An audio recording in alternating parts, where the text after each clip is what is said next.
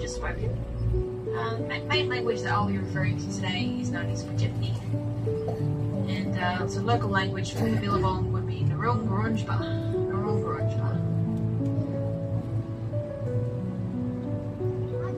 And so we've got plenty of time to sort of drive around, have a look at everything, try and find animals.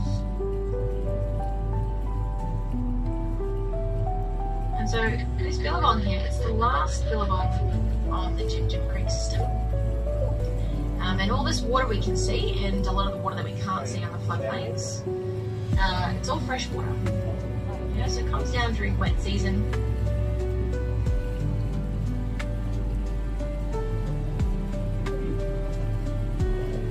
And so the Billabong and the river system, they're permanent, so they won't dry up.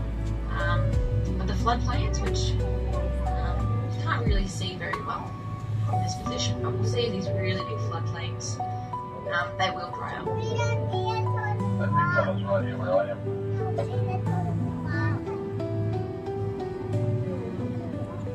So Kakadu National Park, it is home to 280 different types of birds. Yeah. So that's about 1/3 of Australia's total bird species. So we're going to see lots of birds today. And I know you are hoping to see also some crocodiles. We do have crocodiles. Wherever possible, I will head over and have a look at these crocodiles. But I can't stop at every single crocodile, guys, and it starts to become a crocodile cruise. But I'll stop at all the big ones and ones that are on the bank. Maybe some will be swimming in the water.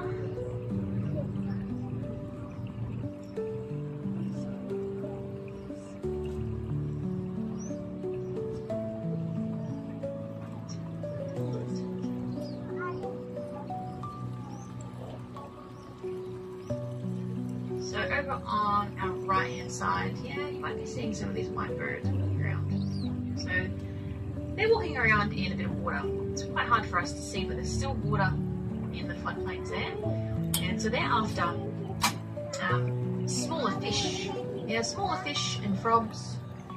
And so whenever you see the birds out there just like that, they're hunting for those animals. We do have some big storks, which we'll be able to see. And so those big storks, they're going to go after bigger prey. Things like turtles, yeah, big snakes. And I don't know if anyone's noticed, but there is also a crocodile up here. So it's sort of somewhat in the water. So it's trying to decide whether to go onto the bank or just stay in the water there.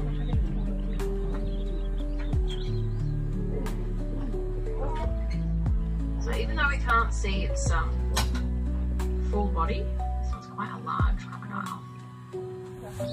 Yeah. So we have both saltwater and freshwater crocodiles that like to live in the river system here. But we're more likely to see saltwater. It's a bit of a head scratcher since I told everyone that this is all fresh. I called them black-necked storks, so you might be wondering why I'm not just outright calling them jabirus. So we'll head over there. Looks like the croc's heading over there as well, so that's pretty convenient. So it's on the left side of the river, and it's got all these little trees, and then there's one big one. Yeah, so 1, 2, 3, one big one. He's on that tree there.